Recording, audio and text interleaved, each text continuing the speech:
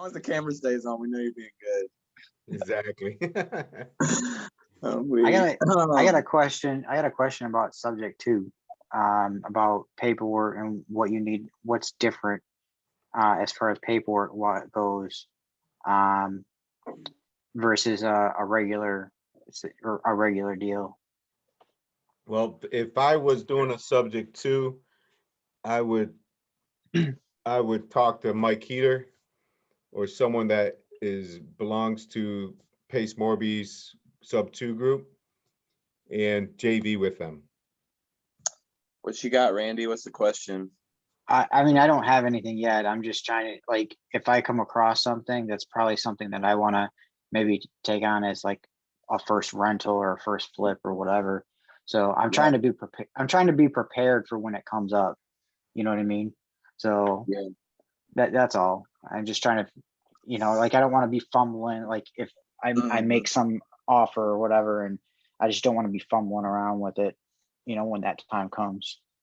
Yeah, totally. Key thing too is to have a good title company too that is like understands subject twos. That's you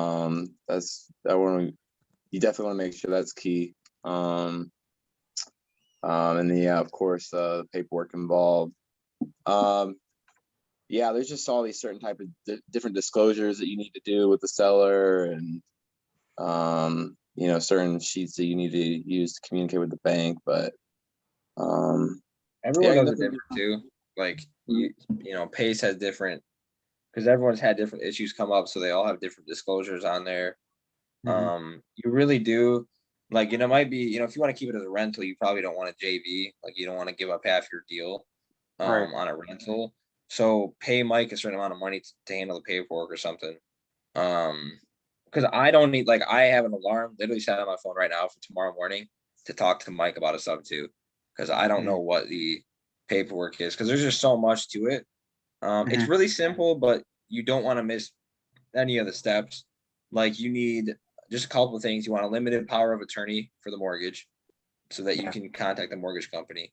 You want to get mortgage payoff signed but not dated, right? So then when you go to sell the house, you can then date the mortgage payoff for that day so that it looks like the seller just signed a mortgage payoff authorization form. So now you have 30 days, or you can get a unlimited. You don't need a dated one. Some just say they have authorization to the mortgage forever, pretty much. It's because you need. So when you go to sell it, you have to order that payoff for the title company. The seller could be dead. You could have lost their number. Like, a number of things could have happened. So get that signed. Then you need a quit claim deed. But like Mike said, you get a good title company and they can structure it for you. You just want to really talk with somebody who is just smart about it, because you don't want to miss a disclosure or something. But if the sellers, overall though, they're really smooth deals, because you're typically working with a seller that couldn't sell their house any other way except for subject to. And so they're like, oh, what else do you need? Like, you could call them 2 years from now and be like, oh yeah, let me help you sign this, or let me get you this. Hey, Michael, can't you hire that Constant Close or someone like that to handle it for you? Yeah, you can enlist. Her name is Rochelle. She is the transaction coordinator for Pace Morby, who created the subject to mentorship and everything. And you can actually hire her services. And I've used her before. I used her on the one where I signed it, so I didn't keep the deal. But she basically walked through our local title company in Flint, like how to get one done. So you can always go that route, and you pay her like $700 to get it done. But she looked like, because you can go to a title, like, for instance, Carson and I assigned another subject to, right? And we used the local title company, but they also sent us all the paperwork, and then we had to basically like get all the paperwork sorted and filled out, and like kind of sort of we got the deal done. You know what I'm saying? Like, Rochelle though will literally like gather all the paperwork for you and make sure it gets filled out correctly. And I mean, even if you don't even have the deal under contract, you can still work with her, and she'll attempt to get it under contract for you. It's kind of crazy, like the services she provides. So it's hard to get access to her if you're not in the group though. Like, I went on her website you have to pay for it before you even talk to her.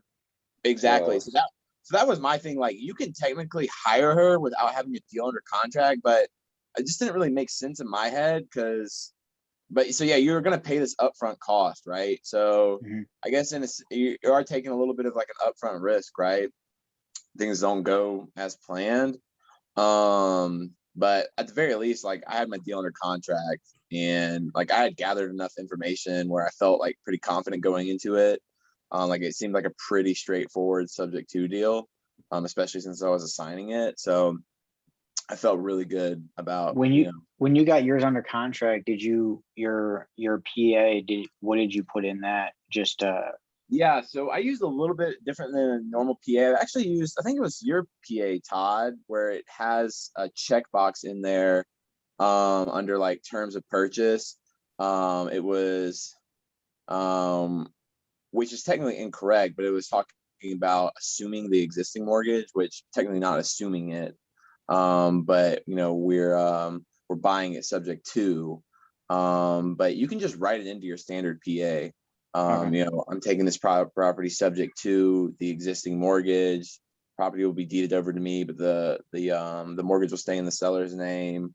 You can just spell that out in your normal purchase agreement, and that the overall purchase price is equal to whatever the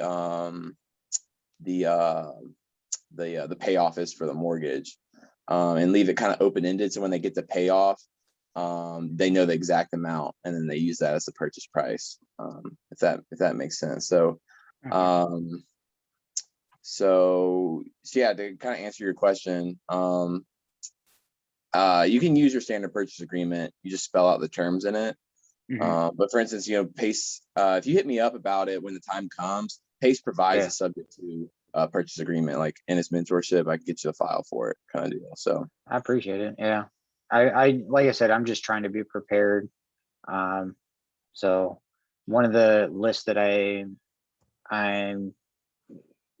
planning, or we're starting, is one of those pre-probate or whatever from with some other factors, of course, but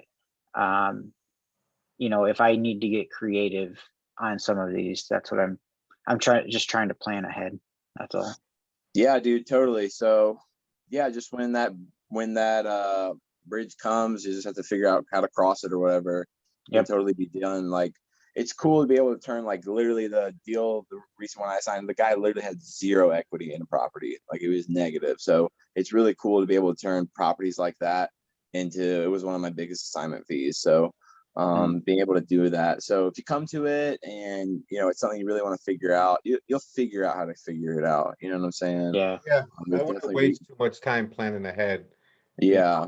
That's where people just, you start thinking too much and stuff like that. Just keep pushing forward, and if you're talking to someone you think that might work, then you just let the seller know. See, look, I might have a better idea, or something that might work for you, and this and that. Put a bug into them and tell them a little bit about it, and but my partner handles this, and then you call someone that might know what they're doing. And the really the biggest things for subject twos, especially if you're going to keep them, is you just want to figure out what the payoff is, the amount, and then like what their PITI is, right? And if they're in arrears, right? Because that tells you how much is your entry fee going to be into the deal, and then also your cash flow into the deal. So those are like, and you can figure that out a lot of times, like on the first or second call with the seller, especially if they're like are ready to move forward. And that you can tell like very quickly, like, okay, this is going to be a good deal like to pursue as a subject to, because the PITI is low and the market rent's high, and so there's an area to cash flow, and they don't owe anything, or maybe they want like $5,000 or something. You know what I'm saying? So if you can get kind of like that meat, you know what I'm saying, you can kind of get the potatoes later, sort of thing. You still got to be motivated though, right? Yeah, and so they definitely require a bit more motivation than I'd say like a regular just cash seller, right? Because and it just requires a bit more trust as well too. That's like the biggest thing, right? They've really got to have like no other options, right? It's like a last ditch effort, you know. And then they have to have a certain level of like trust with you, right? Because it is a liability for the seller, you know. You have to make that clear, and your disclosures make that clear with them, you know. So you know, just building rapport goes a long way. Because they can't turn around. They can't turn around and get another mortgage for and go buy another house unless they have the income to prove that they can handle both. And I'm assuming they can't. You know. No, So there's a way that they could show. Right. Teach that in Pace's class where they could show, because you're buying it subject to, you could provide something to show any mortgage person that I forget what it is, but that it won't go against their debt ratio, pretty much. Yeah, Okay. it's like after a certain amount of months. I think it's like three months of the mortgage company seeing like the payments are coming from something outside of like your personal account.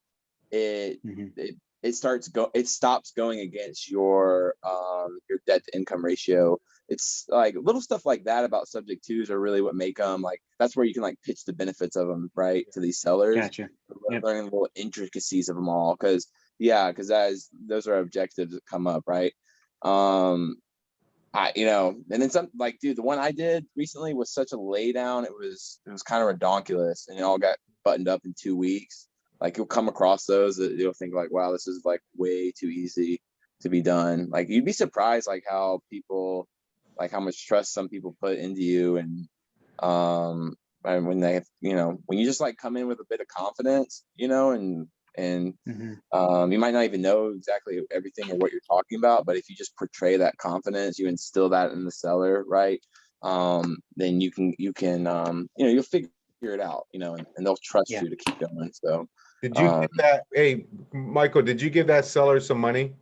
I didn't, dude, and I didn't give the seller money, and he heard like my buyer, the retail buyers, they were negotiating with me in front of him, and he was like, whoa, I don't care. He's like, you talk to him.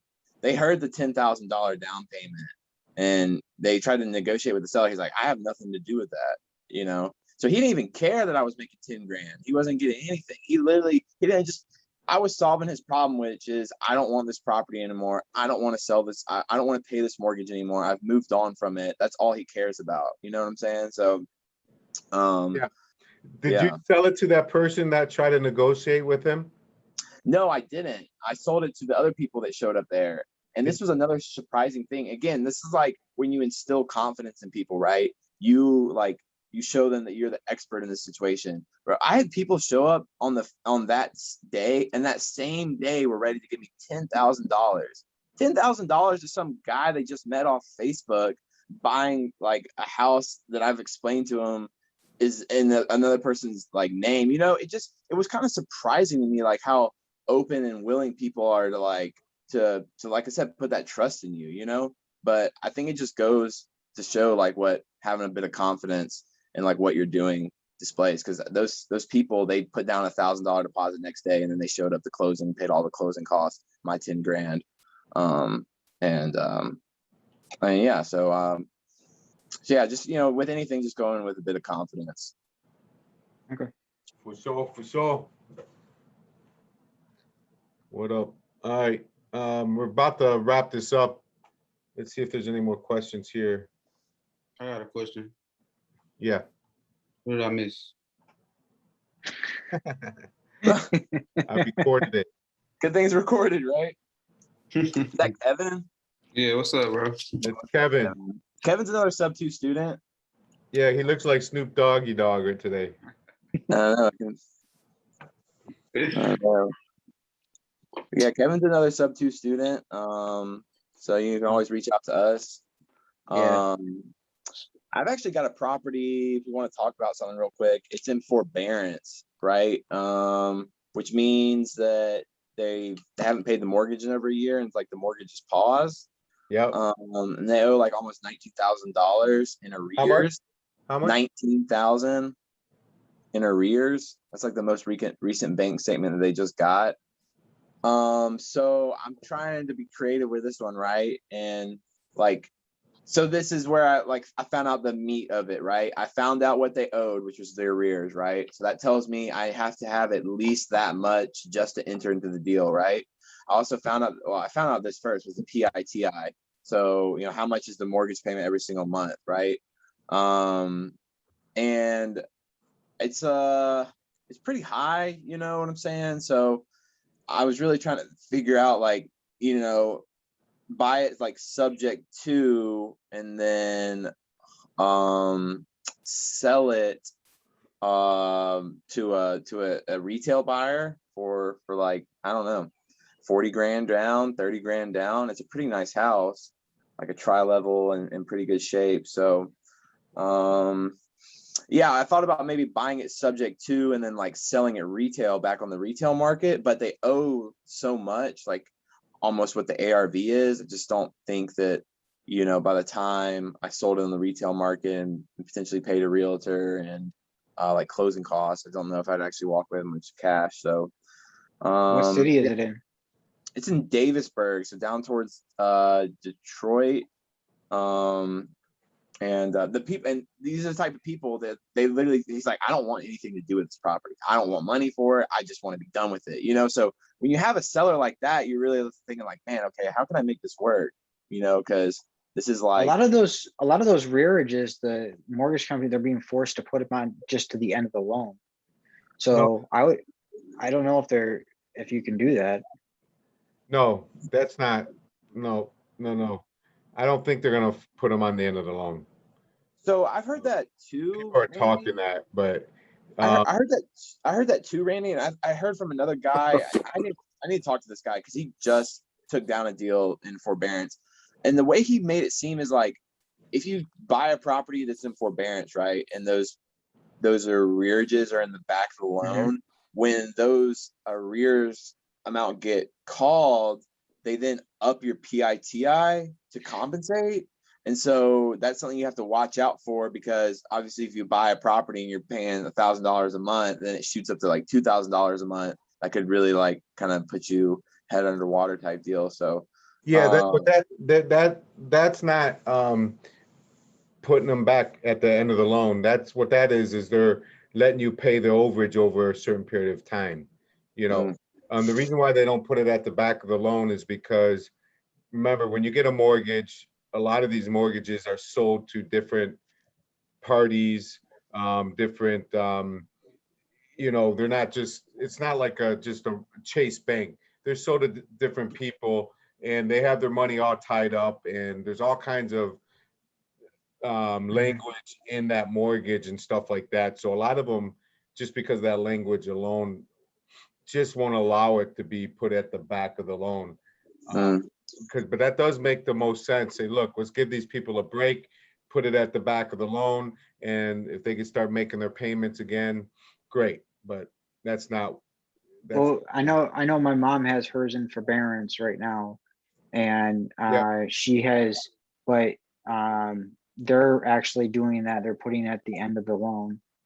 So every bank's a little bit different, I know, on how they can do it.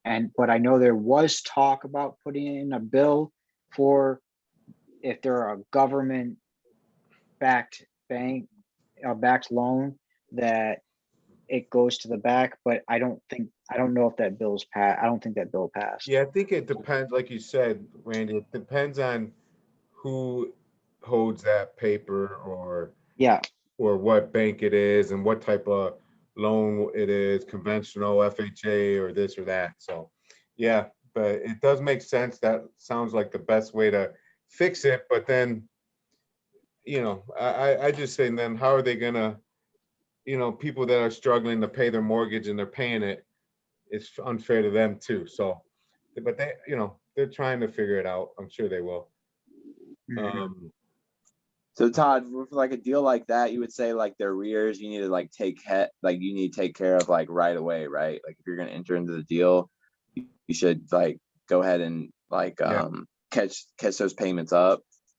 Yeah, I would think so. So what are you doing with it? What did you decide to do with this deal, Michael? Are you going to grab it? I'm still trying to figure it out. Yeah. I'm still trying to figure it out. All right. So I see. And let's say, all right, let's say they're 20 grand behind. All right, by the time it's all said and done, they probably will be. Closing costs, things like that, it's probably, let's just call it 22,000. All right, well, yeah, 22,000. And at the end of the day, how much are you gonna cash flow with the mortgage, the new rent, any repairs? You gotta put anything into this house? Yeah, that's the thing about it is it's gonna need like some repairs. It's not a ton. It's pretty much all put together.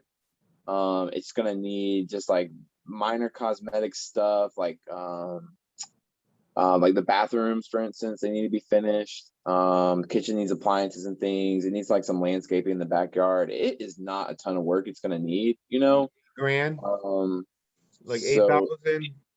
probably like closer to, I would say probably closer to 5, like Okay. at the most. I would think. I mean, I like even the walls were all painted like nice, and the floors were in good shape.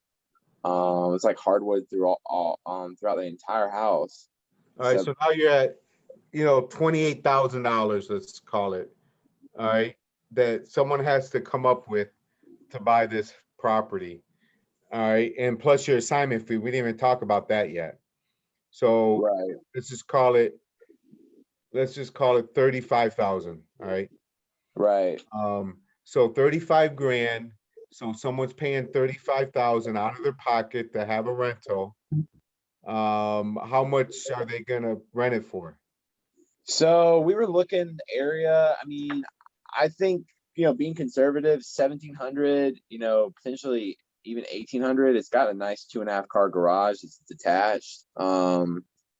So, that would leave them, the payments are like $1,350 a month. So that's, say, $350 cash flow. So, which isn't really a ton by the time you take away for repairs and vacancies, your CapEx and stuff. So that's why I was thinking more of like a retail buyer, you know what I'm saying? Like, then you think maybe a homeowner that, has some cash, but maybe can't get a loan, would be willing to put, say 35 grand into a property that could. You have any pictures of it? That Yeah, sounds like, I've got pictures. I got a whole Dropbox of it. Okay, so cool. if you're cool with the seller, Michael, and they want to get rid of it, and they're not asking for any money, Literally, he has told me I don't even want money for this place. Just wanna then be. it sounds like you will be able to legitimately market this thing. Yeah. That's And what now I would that- do. I mean, we could throw this on the MLS. Yeah. You can, since Michael Heater's an agent now. I forgot to tell everyone last week. Or you can sell it to me. Yep. So, yeah, right. Yeah, you can sell it to Emmett. Be cool. What's You up, just want Emmett? 40 grand down. That would be all good. But Yeah. So you're saying just market it? Is that what you're saying? Like, yeah, just, we could put on the MLS with as Yep. a land contract type if Emmett doesn't buy it. And then you tell them 40 grand down. yeah. See, I feel like that's the best way to go. So then you would say put 20 towards the arrears, and then you just walk away with the rest. And you know what? You might even put 50 grand down. And You never know, dude. never You know never what happens. And let's say they settle for 40 and you're doing a land contract, you could raise the payment to, you know what I mean? What's their principal and interest payment now? $1,350. $1,350. You could say, look, the payment's gonna be $1,700 to that guy that's putting 40 to 50 grand down, and you could collect that money in between. Yeah. That would be all cash flow too. Yeah, it'll be similar to a lease option or sandwich lease option or sandwich whatever. But Yeah. there's feel like a way to structure that. What's I left on the note though, Mike? It's like 223,000, and like the thing about it is that like there's and I had Marine, broker that I'm gonna hang my license with once all the I had her pull comps. There's like nothing in the area Like there's new builds, there's just no good solid comps, you know. So she was just kind of going off of, you know, things that have similar things that have kind of sold in the past or things that have sold farther away. So I mean, she was thinking like the ARV was somewhere between like 225 and 250. You know what I'm saying? So Yeah. and that's why, you know, a realtor came and looked at the house and turned down the listing because they're like, I'm not going to make money off this thing. You know what? I'm saying? If you could make an assignment fee, if you could get 40 to 50,000 and don't even try to make money on top of the payment, Right. and just to get out of it, Yeah. that would probably be a great deal for you and them. Someone might then actually pay it, you know. Yeah. Built-in financing for something, you know, of course they got to put a big down payment. Yeah. And then Kevin, I saw your question. How many years are they into the loan? That is a good question. I can't remember now. You know what I'm saying? That's a good question. And yeah, it's probably a question, you know, it's a question I should have asked. 10, 15 years in, you know what I mean? Now all the principal is starting to jump off that mug. Mm-hmm. You know what I mean? If you are holding it after that, now the principal starts really coming off quick. Oh, I see what you're saying. So you start building equity faster. You're on the front end of that 30, you know, it's most of that amortization is hitting, or, you know, interest is like 90% of that 1350. You know what I mean? Yeah. If you're coming towards the end or, you know, 10, 15 years into the loan already, Yeah. you're trucking then. Yeah, that's a good point. See, stuff like that, I don't even really really think about. You know, you could do, you can just look it up through, I know you have Prop Stream, so look it up through Prop Stream. And it see might that. be in my Agent. He's an agent. Yeah, you're an agent. There you go. I don't have none of the perks yet, though. That's the thing. No MLS access, no free leads. You know what I'm saying? No business cards. It's whack. You I'm just will. gonna wholesale for the rest of my life. What? You ain't got no free cards, man? I'm telling you, bro. So, Oh man. Go That's how they do Staples, you an out hour there? later, you get cards. yeah. What's up with that? I don't have business cards. Do you? No. Nope. I sure don't. So, but yeah, I'm gonna definitely report back to you guys about this one because I think it should be worth figuring it out. Yep. No, sounds good. All right, right, gang. we're gonna wrap this thing up. Put this baby to bed. Hey, Michael, have a good trip. Yep. Let me know if you need anything while you're gone. And thanks everyone for joining. Appreciate it. Have a good night. Where you going, Michael? Arizona. Go back to watch this tape. Where you been? You can't come in the last 10 minutes and ask the same questions we already covered. I've been driving for dollars. Well, you could have put us on. In the dark. I'm joking, Emmett. All right. Emmett's the man. Good night. All right, good. All right, have a good one, guys. Thanks, guys. Peace. Have a good See one. you, Kevin. See you, Randy. See ya. Bye, guys.